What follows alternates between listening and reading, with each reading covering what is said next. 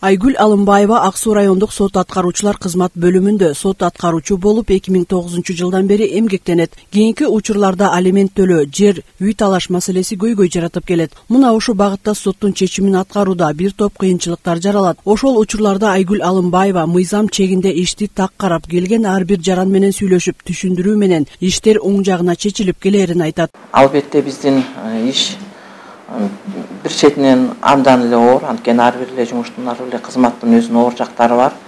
Эки тараптын негизи келишпестигинен бири-бири менен тил табышай калбай калгандыктан гана сотко келип, анан ал жерден чечилип, андан ары аткарылышы бизге берилет да.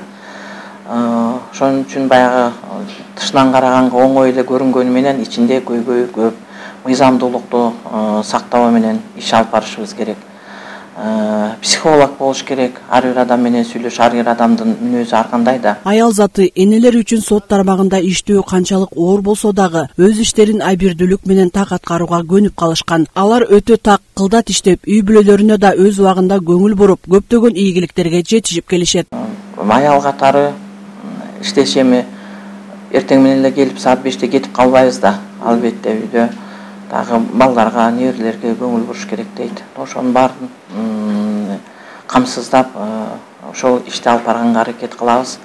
Эгер ишиңди сүйсөң, ошол кызыгуу менен иш алып барсаң, оор, бирок кызыктуу.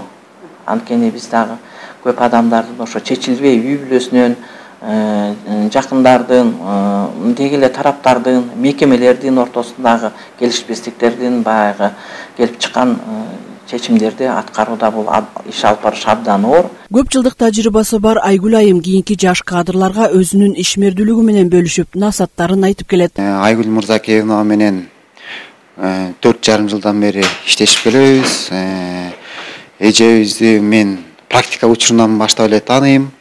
Ушул сот аткаруучулар кызмат бөлүмүнө практика өткөнү келгенде эле ушул эжемдин колунан өткөн биринчи практикамды бүгүнкү күндө бир коллегияда бир эмебизде Ак Суу райондук сот аткаруучулар кызмат бөлүмүндө иштешип келебиз.